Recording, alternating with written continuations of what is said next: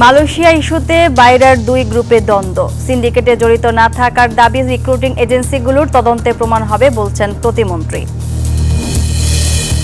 বন্ধ হলো টুরিস্ট ভিসায় পর্তুগাল গিয়ে বৈধ হওয়ার সুযোগ। কার্যকর আজ থেকেই শঙ্কা থাকলেও প্রাধান্য বাড়বে শিক্ষার্থী ও দক্ষ পেশাজীবীদের। এবং একক সংখ্যাগরিষ্ঠতা না পেলেও সরকার গঠনের পথে বিজেপি। বিশ্বের চমকপ্রদ জয় বললেন মোদি। মসনদে বসতে ভরসা শরিকদের উপর। এবার বিস্তারিত। মালয়েশিয়ায় যেতে না পারা শ্রমিকদের নিয়ে এখন বাইরা বিভক্ত। সভাপতি ও মহাসচিব বলছেন টাকা ফেরত দিতে রিক্রুটিং এজেন্সিগুলোকে বাধ্য করা হবে। পাশাপাশি সিন্ডিকেট তৈরির ঘটনায় বাইরা নয়, সরকারের চুক্তিকেও দায়ী করেন তারা। আর বাইরার বাকি সদস্যরা বলছেন এর দায় বাইরার নয়, 100 সিন্ডিকেট ব্যবসায়ীর। প্রবাসী কল্যাণ প্রতিমন্ত্রী বলছেন তদন্তের মাধ্যমেই বেরিয়ে আসবে এসব ঘটনায় দায় আসলে কার।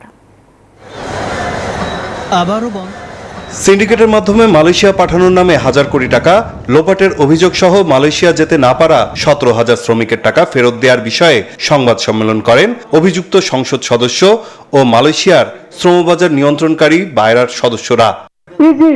আমাদের ট্রান্সপারেন্সি আছে, আপনি তো জিজ্ঞেস করলেই যে আমরা উত্তর দিতে বাধ্য। আমাদেরকে উদ্দেশ্য প্রণোদিতভাবে হেয় প্রতিপন্ন করার লক্ষ্যে আমার মনে হয় যে এই জিনিসটা। সংবাদ সম্মেলনে 2200 জন জনশক্তি রপ্তানিকারকদের সংগঠন বাইরার সভাপতি জানান 100 রিক্রুটিং এজেন্সির মাধ্যমে মালয়েশিয়ায় কর্মী পাঠানোর চুক্তি করেছে সরকার।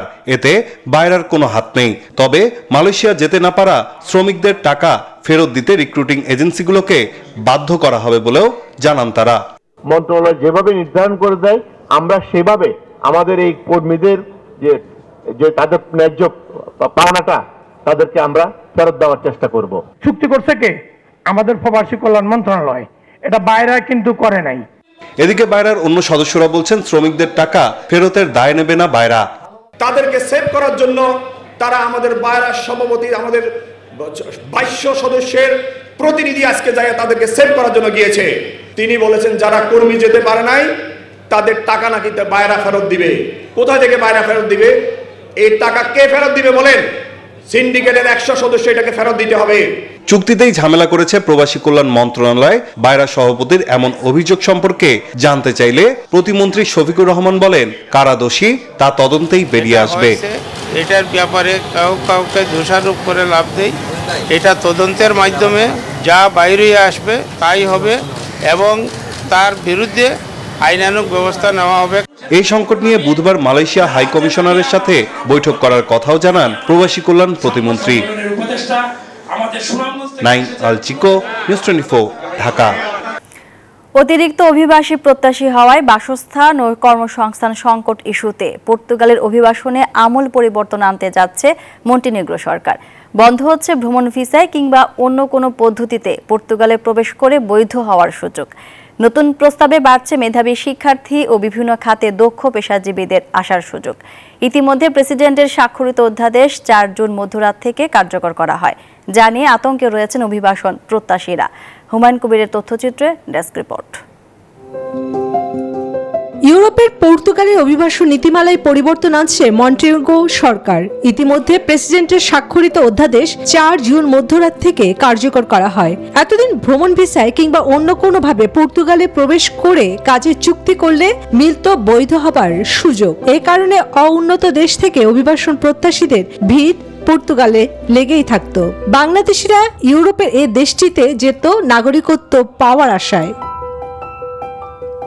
ভ্রমণ ভিসায় কিংবা অন্য কোনো পদ্ধতিতে পর্তুগালে প্রবেশ করে অভিবাসন সুবিধা নেয়ার পথ বন্ধ হবে এই নীতিমালা কার্যকর হলে। নিয়ন্ত্রিত অভিবাসন, বিদেশি প্রতিভা আকর্ষণ, মানবতাবাদী একীকরণ নিশ্চিত করার জন্য সরকার মাইগ্রেশন 3 জুন অ্যাকশন প্ল্যান পেশ করে, যেখানে অভিবাসন ইস্যুতে 41টি ব্যবস্থা রয়েছে। তবে নতুন প্রস্তাবে সুযোগ বাড়ছে মেধাবী শিক্ষার্থী ও বিভিন্ন খাতে দক্ষ পেশাজীবীদের।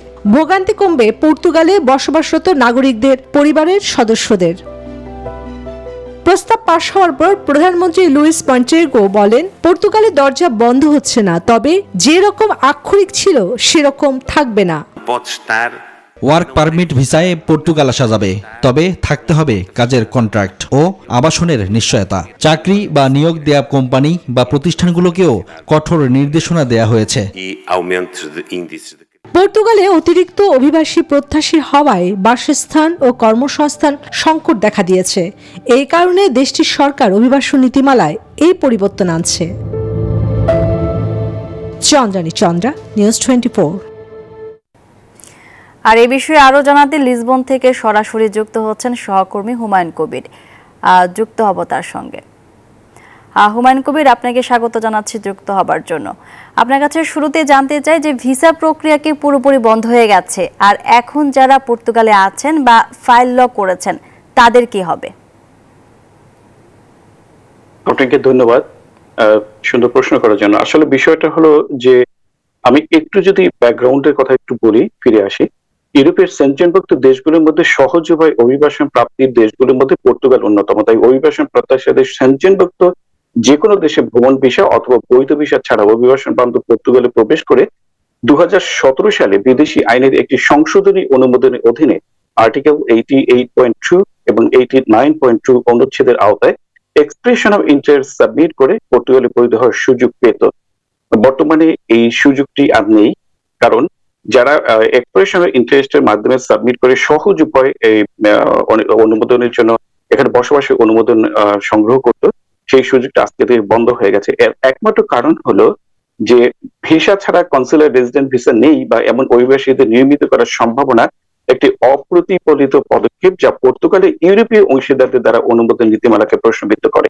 আসলে বর্তমান সরকারের উদ্যোগে প্রণীত রাষ্ট্রপতি স্বাক্ষরিত এই অধ্যাদেশের মাধ্যমে সেনজেনভুক্ত যে কোনো দেশে ভ্রমণ ভিসা অথবা বৈধ ভিসা ছাড়া পর্তুগালে প্রবেশ করে আর্টিকেল 88.2, 88.9 অনুচ্ছেদের আওতায় এক্সপ্রেশন অফ ইন্টারেস্ট সাবমিট করে পর্তুগালে বৈধ হওয়ার সুযোগটা আজ থেকে বন্ধ হয়েছে। তবে স্টুডেন্টের ভিসা বা একেবারে কি ভিসা বন্ধ হয়েছে তা কিন্তু নয়। স্টুডেন্ট হিসেবে তারা পড়াশোনার জন্য পর্তুগালে আসবে। ফ্যামিলি রিইউনিয়ন অর্থাৎ যারা পর্তুগালে যাদের আত্মীয় স্বজন মা বাবা বসবাস করছে এবং আন্ডার 80 এইজ অথবা তাদের পিতামাতাকে এখানে আনার সুযোগ রয়েছে এবং তাদের এখানে বৈধ হওয়ার সুযোগ আছে। আরো একটা সুযোগ আছে যেখানে এরা ব্যবসা বাণিজ্য করে অথবা গোল্ডেন ভিসাকে অবশ্য প্রাধান্য দিয়েছে, সেক্ষেত্রে এখানে কিন্তু বৈধ হওয়ার সুযোগ আছে। মাত্র দুটো আর্টিকেল এখান থেকে 88.2 এবং 89.2 অনুচ্ছেদ, এই দুটোই শুধু স্থগিত করা হয়েছে। বাকি আর্টিকেল যেভাবে এখানে প্রবেশ করে বৈধ হওয়ার যে সুযোগ ছিল সেই সুযোগটা কিন্তু এখনো আছে। আপনার অপর এক প্রশ্নের উত্তরে বলি যে আসলে কি তাহলে কি সম্পূর্ণই বন্ধ হয়ে গেছে? না, দুটো আর্টিকেল 88.8 এবং 89.2 আর্টিকেল ছাড়া আর অন্যান্য আর্টিকেল আগের মতোই আছে এবং আগের মতোই এখানে সুযোগ রয়েছে এই অভিবাসন প্রত্যাশী এবং এই পর্তুগালে বসবাসে এবং পার্মানেন্ট রেসিডেন্ট কার্ড পাওয়ার একটা সুযোগ কিন্তু এখানে আছে, সেটা কিন্তু এখনো শেষ হয়ে যায়নি। আর আরেকটা বিষয় আপনাকে বলে রাখি, তাহলে গোল্ডেন ভিসাকে সরকার মাঝখানে বন্ধ করে দিয়েছিল, এটা বিবেচনাধীন, কিন্তু আবার পুনরায় শুরু করে একটা বিবেচনা কিন্তু শুরু হচ্ছে। সেক্ষেত্রে ইনভেস্টমেন্টের ক্ষেত্রেও বড় একটা সুযোগ কিন্তু আসতে পারে এখানে। বর্তমান সরকার, আমি বলবো এই সরকারের পিছনে, এই সরকার আসার পূর্বে, ক্ষমতা আসার পূর্বে একটা গুঞ্জন ছিল যে পর্তুগাল অভিবাসী আইন পরিবর্তন করবে, সংশোধন করবে, ঠিক সংশোধন করেছে, কিন্তু এখানে যে পরিমাণ অভিবাসীদের চাপ সেটা সামলাতে গিয়ে বর্তমান সরকারের রাজনৈতিক সিদ্ধান্ত এবং বর্তমানে প্রেক্ষাপটের সিদ্ধান্ত দুটো বাস্তবায়ন কিন্তু বাস্তবতার প্রেক্ষাপট কিন্তু এক হয়েছে। তো সুতরাং এটা কিন্তু পলিটিক্যাল কোনো সিদ্ধান্ত নয়। এখানে অভিবাসীদের, অতিরিক্ত অভিবাসনদের এবং অবৈধ নয়, যারা সেনজেনভুক্ত কান্ট্রি থেকে ভিসা নিয়ে এখানে আসতে চায়, ট্যুরিস্ট ভিসা নিয়ে আসতে চায় এবং যাদের অবৈধভাবে এখানে প্রবেশ করে, ওই দুটো জিনিস কিন্তু বন্ধ হয়ে গেছে। এটা ইউরোপীয় ইউনিয়নেরও একটা প্রেশার ছিল বন্ধ করার জন্য। আপনি স্টুডেন্ট ভিসার কথা বলছেন, স্টুডেন্ট ভিসা আসলে যারা আর সত্যিকার অর্থে যারা পড়াশোনা করতে আসে তারা পড়াশোনা করে তবেই এখানে রেসিডেন্ট কার্ডের জন্য আবেদন করতে পারবে। সেক্ষেত্রে কিন্তু স্টুডেন্ট কার্ড কিন্তু এখানে। আপনাকে ধন্যবাদ। আপনার তথ্যের সাথে আরো একটু সংযুক্ত করতে চাই যে আগে তো টুরিস্ট ভিসায় পর্তুগাল গিয়ে স্টাডি ভিসায় কনভার্ট করার যে সুযোগটা ছিল, আর এখন কি এই সুযোগটা আছে কিনা বা থাকবে কিনা, আপনি এই বিষয়ে কি মন্তব্য দিবেন? না, টুরিস্ট ভিসা গিয়ে এখানে এসে বসবাসের সুযোগটা একেবারেই নেই এবং স্টুডেন্ট ভিসা এসে পড়াশোনা করে শেষ করে তবেই রেসিডেন্ট পারমিটের জন্য আবেদন করতে পারবে। সেক্ষেত্রে 88 বা 89 আর্টিকেলে পরিবর্তন করতে পারবে না।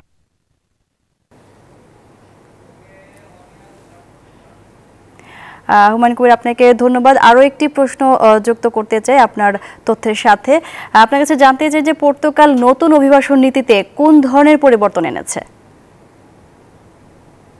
অভিবাসন ক্ষেত্রে আসলে অভিবাসন আইনটা এখন কিন্তু যারা এখানে বসবাস করছে মূলত বাঙালি সহ প্রায় 60,000 মতো বাঙালি এখানে বসবাস করছে, এবং নতুন যারা এক্সপ্রেশন ইন্টারেস্ট সাবমিট করেছে তাদের কিন্তু এটা কিন্তু আশীর্বাদ এবং দুঃসংবাদ তাদের জন্য যারা এখানে এসেও এখনো এক্সপ্রেস অফ ইন্টারেস্ট এখনো সাবমিট করতে পারেনি গতকালকে পর্যন্ত, তাদের জন্য এটা উৎকণ্ঠার বিষয়, দুশ্চিন্তার বিষয়। তবে এখানে অভিবাসন বান্ধব দেশ হিসেবে এদেশের সরকার বর্তমানে যে সিদ্ধান্ত নিয়ে আজকে অভিবাসন নীতিমালা পরিবর্তন করেছে সেটা কিন্তু আসলে অভিবাসনদের পক্ষে শতভাগ বলবো। কারণ অভিবাসীদের বাসস্থান, অভিবাসীদের আর্থিক সহায়তা এবং অভিবাসীদের জন্য যে স্বাস্থ্যগত এটি শিক্ষা, স্বাস্থ্য সবকিছুই কিন্তু উন্নয়নের দিকে যাচ্ছে সরকার, এবং ভালো একটা পরিকল্পনা নিয়ে কিন্তু বর্তমান সরকার এগুচ্ছে, যেটা আমরা অনেক সময় এই সরকার আসার পূর্বে মনে করতাম যেটা আমাদের বিরোধী মানে প্রবাসীদের বিরোধী একটা সরকার হতে পারে, এই ধরনের একটা গুঞ্জন ছিল। কিন্তু আসলে এই গুঞ্জন অতিক্রম করে বর্তমান সরকার ভালো সিদ্ধান্তের মাধ্যমে তারা অভিবাসন বান্ধব হিসেবে এখন সামনের দিকে এগিয়ে যাচ্ছে। জি হুমায়ুন কবির, আপনাকে অনেক ধন্যবাদ আমাদের সাথে যুক্ত হবার জন্য। এবার ভারতের লোকসভা নির্বাচনের খবর।